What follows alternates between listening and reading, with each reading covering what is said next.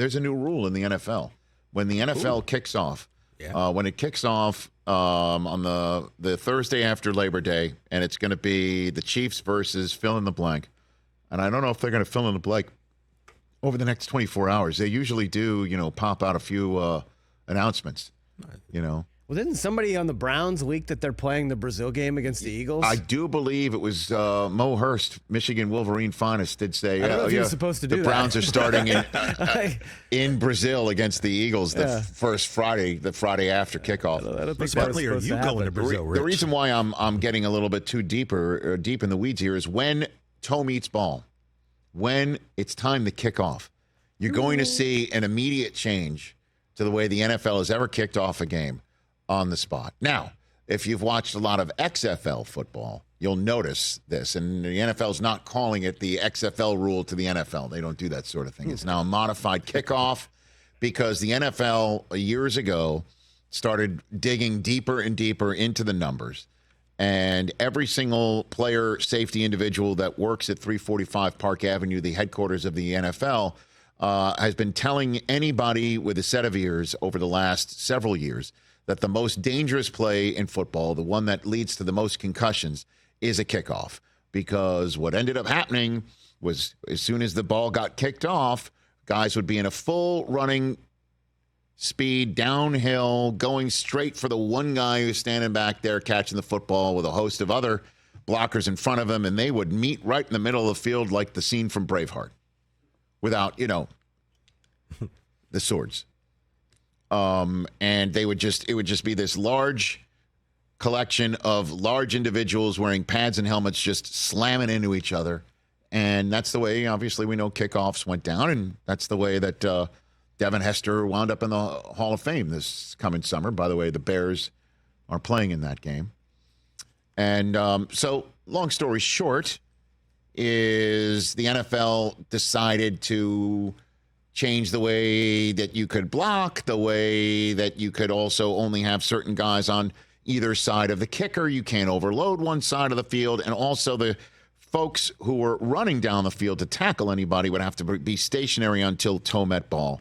And then what ended up happening is this past year, they allowed for a fair catch coming off of the kickoff, and thus the kickoff essentially died. Dead. Only 22% of kickoffs this year were returned, period, at all. And you could see the number of times that somebody with a big leg will just kick the ball into the end zone, and leading to my now 13-year-old son saying, "Dad, don't you think the team that's kicking off, and if the kicker does kick it through the uprights, they should get points for that?" Because the number of heavy-legged guys, they can actually kick the ball through the uprights from the kickoff point on a tee. So the NFL decided to do something about this, and they voted it in today. 29 of the 32 teams saying yes. And what it is, best I can tell, because, it's half the size of Mike Del Tufo's UFL audiobook. It's a 10-page document that got sent out from the competition committee.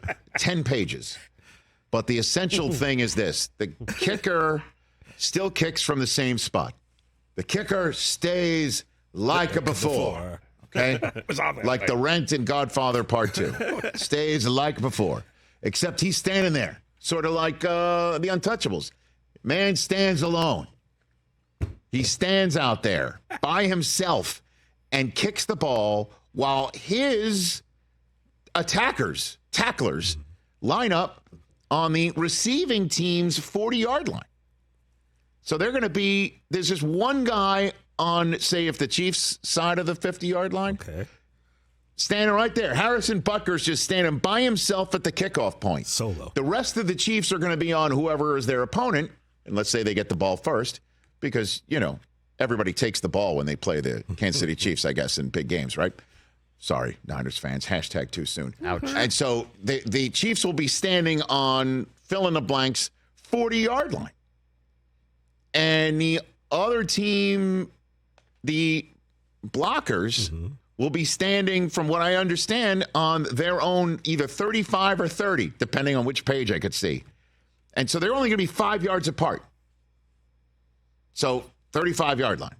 5 yards apart, standing right there, and they cannot move until the receiver catches the football or the ball enters what's called the target zone. How are they going to know that? And that target zone is in between the 20-yard line and the goal line. If the ball is kicked into the end zone for a touchback, you now get the ball in your own 30, not the 25, your own 30. All right? And if the ball bounces into the target zone and rolls into the end zone, you now get the ball in your own 20. So it behooves you to receive the football and not let it bounce into your end zone. So they're trying to incentivize the receiving team to return it, and they're trying to incentivize the kicking team to not kick it into the end zone, to make sure the receiving team does actually have a chance to receive it. And then the receiving team has an actual chance to return it successfully, deeply into their own territory, if not through, one would think, this 5-yard area where guys are now going to be colliding. Instead of it being a huge field's worth of people running into each other, it's just stationary folks blocking one another in a 5-yard area that is conceivably 25 yards north or 20 yards north of whoever's receiving it.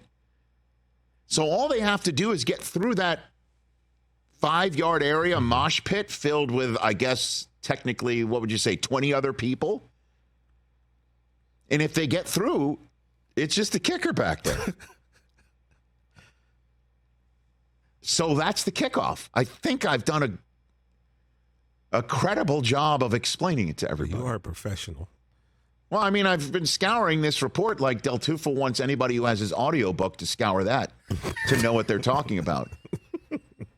You notice I keep mentioning the audiobook to get Mike out of his phone, which he would never do to The Rock. He would never do that to The Rock. In a million years would he do that to The Rock. Rich, in his defense, he had 15 more pages to study than you. Understood. Well, he's the one creating the book. You know. Okay, I know you like this, right? I like it because I've hated what the kickoffs turned into. Which means which goes back to what I said yesterday. They should just get rid of it. We'll just start each drive on the 30 anyway after points. It's much simpler. You're all about player safety. Like let's go this way, okay? Yep. There are 4 kickoff return for touchdowns last year. Are you taking the over and under for 2024? Oh, I'll take the over on that, pal. Absolutely taking the over on that. You think they're more than 1,000,000% taking the over on that. Absolutely taking the over on that. There may be. If I don't know if you can look up this stat or not, but look up the stat of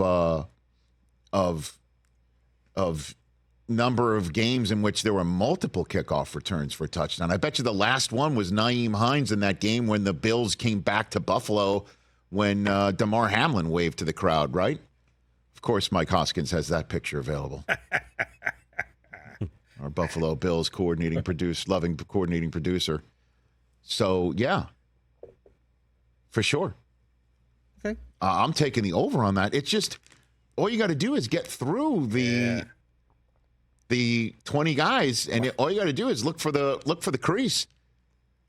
Look for the hole. That's the case. Find it, and he's gone. I'm taking my best athlete who's not starting. I'm teaching him how to just kick the ball off, because if I have one line of defense, right, is the kicker. Oh my gosh! So you're going to try and teach a speedy guy? You're going to, like, a non-specialist to be a specialist? Because otherwise, if he gets through, like you said, what's the chance a kicker has? What they can do is, what chances? No, you're going to not want to replace the kicker, in all honesty, because the kicker can be the guy to just pop it in the air, land it on the 15-yard line or in the 10-yard line or the 5-yard line, because the receiver's not going to want to let it drop and roll into the end zone, because now you only get the ball in the 20. 10 yards, so you're going to want this ball to be high in the air, and I guess it doesn't matter the hang time either, because the can't move anyway. Because these players can't move until the ball, I guess, crosses the 20-yard line. That'll be interesting to see if everybody and I guess it's a bit of a disadvantage for the receiving team's blockers, because what are you going to have to turn and look, whereas the tacklers, the pursuers, will have a full view of where it lands. So that split I'm second's just going to wondering, get somebody knocked out. right? I don't know. Or there'll be somebody on the line that's turned around to see when it starts with a hand up, and then they go down, and now you could see when it's time to run. So very confusing. I don't Rich. know. Or you move when the other team moves. But the bottom line is, because everyone's now lined up on the other side of the 50-yard line, because that's happening now. Okay. Onside kicks are finished. They're over. The surprise onside kick, pardon me, are finished. Because you now have to declare, I'm onside kicking, because you can't just have a surprise onside kick where it's one dude by himself 40 yards clear, because he'll easily just boot it 10 yards and recover it and go, well, it's our ball. So you need to let everyone know, come on back from the other side of the field.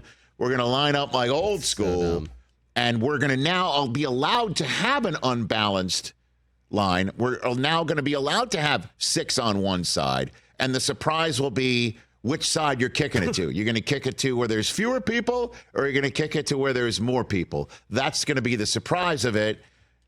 It's just the, hey, surprise of coming out the second half of a Super Bowl like the Saints did on the Colts and shock them. Those days are over. You now must declare your one opportunity to have an onside kick. Can I quote Chris Brockman here? Tread lightly. This is the phrase. insane. Thank you. Seriously, what are we doing? Thank you. 11 times a player has returned to kickoff twice for a touchdown in a game. Naheem Hines, the most recent. Before that, Leon Washington in 2010. Yeah. Josh Cribbs in 2009. Ted Ginn in 2009. Of course, Devin Hester did it in 2006. I will just say that we'll have multiple games where there's multiple returns for touchdowns in it. I think not just from crazy. the same guy, but maybe from one from each team. I think it's definitely going to be more than 4. That's for sure. Catch the Rich Eisen Show every single day on the Roku channel, 12 to 3 Eastern, for free.